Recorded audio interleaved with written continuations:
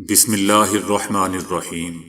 السلام علیکم دوستو، دنیا بھر کی خبروں میں آج آپ سنیں گے، لیکن اس سے پہلے اگر ہو سکے تو لائک اور سبسکرائب کا بٹن ضرور دبا لیں۔ شکریہ۔ اسرائیل میں 6 یرغمالیوں کی باڈیز ملنے پر اہل خانہ اور ٹریڈ یونین کی اپیل پر ملک گیر ہڑتال کی گئی، جس میں کاروباری مراکز بند، ٹرانسپورٹ معطل اور سماجی سرگرمیاں منسوخ رہیں۔ اسرائیل میں نیتن یاہو حکومت کے خلاف حالیہ تاریخ کی سب سے بڑی ہڑتال کی گئی۔ جگہ جگہ احتجاجی مظاہرے کیے گئے، جس میں نیتن یاہو حکومت کے خلاف نعرے بازی کی گئی۔ ہڑتال کے دوران اسرائیل کے مرکزی ہوائی اڈے پر بھی فلائٹ آپریشن معطل رہا اور صرف چند پروازوں کی اڑان بھرنے کی اجازت دی گئی۔ مظاہرین نے یرغمالیوں کی ہلاکتوں کا ذمہ دار نیتن یاہو کو قرار دیتے ہوئے کہا کہ ان کی حکومت یرغمالیوں کو زندہ واپس لانے پر مکمل طور پر ناکام رہی۔ احتجاجی مظاہرین کا کہنا تھا کہ نیتن یاہو کی حکومت اب تک جنگ بندی معاہدے کو بھی طے نہیں کر پائی ہے، جو یرغمالیوں کی باحفاظت واپسی اور امن کی ضامن ہو۔ اسرائیلی یرغمالیوں کی واپسی کے لیے متحرک فورم کے رہنما نے کہا کہ اس وقت ایک معاہدہ کسی بھی چیز سے بڑھ کر ہے، لیکن ہمیں ڈیل کی بجائے باڈی بیگ مل رہی ہیں۔ جگہ جگہ بینرز آویزاں کیے گئے ہیں، جن میں وزیر اعظم نیتن یاہو سے حماس کے ساتھ جنگ بندی معاہدہ کرنے اور یرغمالیوں کی جلد از جلد واپسی کا مطالبہ کیا گیا۔ کئی مقامات پر پولیس اور مظاہرین کے درمیان جھڑپوں کی بھی اطلاعات ملی ہیں۔ عمران خان نے کہا ہے کہ بات چیت کے لیے ہمیشہ تیار ہیں، فیصلے کرنے والوں سے بات ہوگی۔ عمران خان کا کہنا تھا کہ 9 مئی ان کی انشورنس پالیسی ہے، 9 مئی ختم ہوا تو ان کی حکومت اور سیاست دونوں ختم ہو جائیں گی۔ تحقیقات کرنا ہے تو 9 مئی کے لیے جوڈیشل کمیشن بنایا جائے۔ جب بھی مذاکرات کی بات ہوتی ہے تو یہ 9 مئی کا شور مچاتے ہیں۔ بات چیت کے لیے ہمیشہ تیار ہیں، فیصلے کرنے والوں سے بات ہوگی۔ عمران خان کا کہنا تھا کہ میرا آکسفورڈ یونیورسٹی کا چانسلر بننا پاکستان کے لیے اعزاز کی بات ہوگی۔ اگر چانسلر نہ بن سکا تو بھی کوئی بات نہیں۔ پاکستان میں کرکٹ کی تاریخ میں اس مقام تک کوئی نہیں پہنچا جہاں میں پہنچا ہوں۔ ہم نے 2 ہاسپٹل بنائے اور 2 یونیورسٹیاں بنائیں، ایک اور یونیورسٹی بن رہی ہے۔ عمران خان کا مزید کہنا تھا کہ گنیز بک میں 2 نئی انٹریاں ہونے والی ہیں۔ ایک انٹری اس یو ٹرن کی ہوگی جس میں ووٹ کو عزت دو کا کہہ کر بوٹ کو عزت دی گئی۔ نواز شریف 2.5 سال تک ووٹ کو عزت دو کا کہتے رہے، فوج اور مارشل لاء پر تنقید کرتے رہے۔ خواجہ آصف نے فوج کو جتنا برا بھلا کہا، کسی نے نہیں کہا۔ احسن اقبال نے پہلی مرتبہ حمود الرحمن کمیشن رپورٹ کا بتایا۔ احسن اقبال نے فوج سے متعلق کہا تھا، یہ ریاست کے اندر ریاست ہے۔ احسن اقبال یہ بھی کہتے رہے کہ پاکستان میانمار بننے جا رہا ہے۔ عمران خان کا کہنا تھا کہ گنیز بک میں دوسری انٹری اس پر ہوگی کہ نواز شریف 4 امپائروں کو ملا کر کھیلا، پھر بھی ہار گیا، دوسری پارٹی کو میچ کھیلنے ہی نہیں دیا گیا۔ ان کو جب معلوم ہوتا ہے کہ ہماری کوئی بات چیت چل رہی ہے، ان کو 9 مئی یاد آ جاتا ہے، پھر مطالبہ کرتے ہیں کہ 9 مئی پر معافی مانگے۔ نواز شریف کو جتانے کے لیے 74,000 ووٹ ڈلوائے گئے۔ عمران خان کا یہ بھی کہنا تھا کہ محمود خان اچکزئی کی حکومت سے بات چیت چل رہی ہے، بات چیت کے لیے ہمیشہ تیار ہیں، بات ان کے ساتھ ہوگی جو فیصلے کی قابلیت رکھتے ہیں۔ ان سے بات کرنا، الیکشن میں ان کے ڈاکے کو تسلیم کرنا ہے۔ ہمارے 8 ستمبر کے جلسے کے 3 مقاصد ہیں۔ ایک مقصد چوری کیا ہوا منڈیٹ پی ٹی آئی کو واپس کیا جائے۔ دوسرا مقصد قبضہ گروپ سے ملک کو حقیقی آزادی دلانی ہے۔ تیسرا مقصد ملک میں آزاد عدلیہ ہے۔ قاضی فائز عیسیٰ کو لانے کے لیے عدلیہ پر حملہ کیا جا رہا ہے۔ 2005 سے لے کر اب تک صہیونی حکومت نے مسجد اقصی کے ارد گرد، خاص طور پر مغربی سمت میں درجنوں یہودی عبادت گاہیں اور عجائب گھر تعمیر کیے ہیں، یہاں تک کہ ان میں سے ایک مسجد اقصی کی دیوار سے صرف 16 میٹر کے فاصلے پر ہے۔ ان عبادت گاہوں میں سب سے نمایاں، جو کہ ایک علامتی اہمیت کی حامل ہے، اس کا نام خوریا ہے، جس کا مطلب ہے تباہ شدہ۔ جو 2010 میں پرانے محلے کے 3 مقامات پر 3 منزلوں پر تعمیر کی گئی تھی، اس کی اونچائی اس حد تک پہنچ گئی ہے کہ مسجد اقصی کا ایک حصہ اس کے پیچھے چھپ گیا ہے۔ 18ویں صدی کے ایک ربی کی پیش گوئی کے مطابق اس عبادت گاہ کی تعمیر کے بعد ہیکل سلیمانی کی تعمیر شروع ہو جائے گی۔ مسجد اقصی کے کھنڈرات پر مبینہ ہیکل کی تعمیر کے تاریخی منصوبے کے بارے میں سہونی حلقوں کا خیال ہے کہ 2023 سے الاقصی کے احاطے سے نام نہاد ایپک سجدہ کی تقریب کے بعد یہ عمل شروع ہو گیا ہے اور اس مقصد تک پہنچنے کے لیے حملوں کی رفتار میں اضافہ ہو چکا ہے۔ حالانکہ یہ ایک ایسا علاقہ ہے جو بین الاقوامی شماریاتی قوانین کے مطابق محفوظ ہے، کیونکہ یہ ایک مذہبی علاقہ ہے۔ سباق و سیاق کے حوالے سے تبدیلیاں صرف 2 طرفہ معاہدے کے مطابق ہی ہو سکتی ہیں۔ نیتن یاہو کے دفتر کا بین گویر کے اس بیان پر رد عمل کہ وہ مسجد اقصی کی بنیاد پر کسی عبادت گاہ کی تعمیر کی مخالفت کرتے ہیں، ان کا یہ بیان کہ عبوری کابینہ مسجد اقصی کی موجودہ پوزیشن کو برقرار رکھنے کے لیے پرعزم ہے، دھوکے کے سوا کچھ نہیں۔ یاد رہے دوستو کہ مختلف معاہدوں کے مطابق مسجد اقصی کی ذمہ داری اردن کو منتقل کی گئی ہے۔ سہونی حکومت کی داخلی سلامتی کے انتہا پسند وزیر ایک بڑے پارلیمانی گروپ کی حمایت اور اس حکومت کے وزیر اعظم نیتن یاہو کی عبوری کابینہ میں شرکت کے بعد سہونی پارلیمنٹ مقبوضہ بیت المقدس کی موجودہ صورتحال کو تبدیل کرنے کے لیے بے چین ہیں، اور اس حکومت نے مسجد اقصی کے اندر ایک عبادت گاہ کی تعمیر کے لیے ایک متنازع منصوبہ تجویز کیا ہے۔ یاد رہے دوستو کہ بیت المقدس کی تعمیر ایک ایسا مسئلہ ہے جسے عالمی اور علاقائی حتیٰ کہ مقامی رائے عامہ بھی قبول نہیں کرتی۔ مسجد اقصی کے ارد گرد حوریہ کنیسہ کی تعمیر، پھر اس کے سامنے سجدہ ریز ہونا اور عبادت گاہ کے قیام کا سرکاری مطالبہ حریدی نظریے کی تشکیل کے لیے ایک تباہ کن مساوات ہے۔ مسجد اقصی کے ارد گرد حوریہ کنیسہ کی تعمیر، پھر اس کے سامنے سجدہ ریز ہونا اور عبادت گاہ کے قیام کا سرکاری مطالبہ حریدی نظریے کی تشکیل کے لیے ایک تباہ کن مساوات ہے۔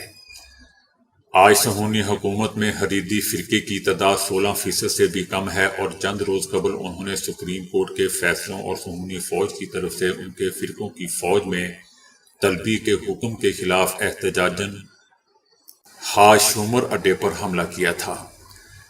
سپریم کورٹ کے حکم میں کہا گیا تھا کہ 1 مہینے کے اندر 2000 حمیدیوں کو فوجی خدمت کے لیے بھیج دیا جائے۔ اس فرقے نے عدالت کے اس اقدام کو اپنے عقائد کے خلاف ایک علامتی حربہ قرار دیا۔ سہونی نیل تا فرات کے نظریے کی تلاش میں ہے، اور نیتن یاہو کو امید ہے کہ وہ مغربی کنارے کے ساتھ امریکی انتخابات سے پہلے وہی کچھ کر سکیں گے جو اس سے پہلے غزہ میں کر چکے ہیں۔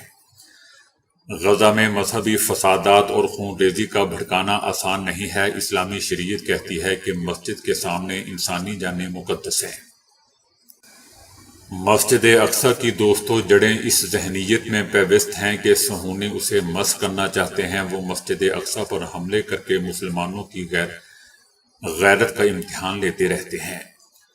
سہونیوں نے پہلے مسجد اقصی کی توہین کی اور پھر مغربی کنارے میں اپنی کارروائیاں شروع کی، کیونکہ وہ دیکھنا چاہتے تھے کہ مسلمانوں میں کوئی جوش باقی ہے یا نہیں۔ مسجد اقصی پر حملہ کرنے اور اس بات کو یقینی بنانے کے بعد کہ عرب ممالک کے حکمرانوں میں کوئی حساسیت نہیں، انہوں نے مغربی کنارے میں اپنی کارروائیاں شروع کرنے کا فیصلہ کیا۔ عرب ممالک کے بعض حکمرانوں کا یہ خیال ہے کہ وہ امن معاہدے کر کے سہونیوں کے شر سے محفوظ رہیں گے۔ سہونی نیل تا فرات تک کے ہدف کے حصول کی تلاش میں ہیں، اور نیتن یاہو کو امید ہے کہ جب ٹرمپ اقتدار میں آ جائے گا تو سہونی حکومت اپنے منصوبے کے اگلے مرحلے میں پڑوسی ممالک کی سرزمین پر قبضہ کرنے کی کوشش کرے گی، اور پھر جو اس کا حشر ہوگا وہ آپ کے سامنے ہوگا۔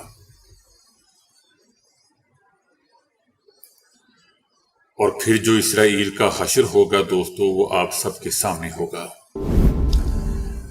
حماس نے 6 اسرائیلی یرغمالیوں کی باڈیز ملنے پر کہا ہے کہ یہ اسرائیلی فوج کے فضائی حملے میں مارے گئے تھے۔ حماس کا کہنا ہے کہ ہم اسرائیلی یرغمالیوں کو نقصان نہ پہنچانے کی پالیسی پر سختی سے عمل پیرا ہیں۔ جن 6 یرغمالیوں کی باڈیز ملی ہیں وہ اپنی ہی فوج کے حملے میں ہلاک ہوئے ہیں۔ حماس نے امریکی صدر جو بائیڈن کو تنقید کا نشانہ بناتے ہوئے کہا ہے کہ ہم اسرائیلی یرغمالیوں کا خیال امریکی صدر سے زیادہ بہتر طریقے سے رکھتے ہیں۔ حماس کا کہنا ہے کہ یرغمالیوں کی زندگیوں کو محفوظ بنانے کے لیے امریکہ سمیت دیگر ہمدردوں کو چاہیے کہ اسرائیلی فوج کو اندھا دھند بمباری سے روکیں۔ یاد رہے دوستو کہ رفح کی ایک سرنگ سے 6 یرغمالیوں کی باڈیز ملی ہیں، جن میں سے ایک امریکی اور ایک روسی نژاد اسرائیلی بھی شامل ہے۔ امریکی نژاد اسرائیلی کی ہلاکت پر امریکی صدر نے گہرے رنج کا اظہار کرتے ہوئے حماس کو کڑی تنقید کا نشانہ بنایا تھا۔ نیتن یاہو نے بھی یرغمالیوں کی ہلاکت کا الزام حماس پر عائد کرتے ہوئے سنگین نتائج بھگتنے کی دھمکی دی تھی۔ دوسری جانب اسرائیلی یرغمالیوں کے اہل خانہ اور مختلف سیاسی گروپس نے اس کا ذمہ دار اسرائیلی وزیر اعظم نیتن یاہو کو ٹھہراتے ہوئے کل ملک بھر میں حکومت کے خلاف مظاہرے کیے تھے۔ پاکستان تحریک انصاف نے ارکان قومی اسمبلی کو کسی بھی قسم کے بل کی حمایت نہ کرنے سے متعلق ہدایت نامہ جاری کر دیا ہے۔ ہدایت نامے میں کہا گیا ہے کہ آئین میں ترمیم کے حوالے سے پی ٹی آئی کسی بھی حکومتی یا پرائیویٹ بل کی حمایت نہیں کرے گی جس میں آئین میں کوئی ترمیم کی تجویز دی جائے۔ آپ کو ہدایت کی جاتی ہے کہ کسی بھی ایسے بل تجویز پر ووٹ ڈالنے سے باز رہیں۔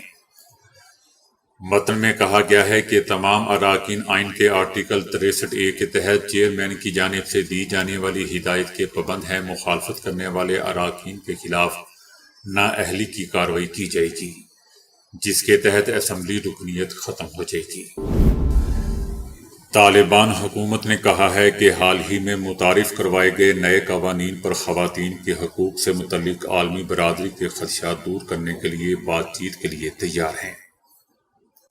یاد رہے دوستو کہ اس سے پہلے طالبان حکومت کی وزارت امر بالمعروف اور نہی عن المنکر نے اقوام متحدہ کے ساتھ نئے قوانین پر مزید تعاون کرنے سے انکار کر دیا تھا۔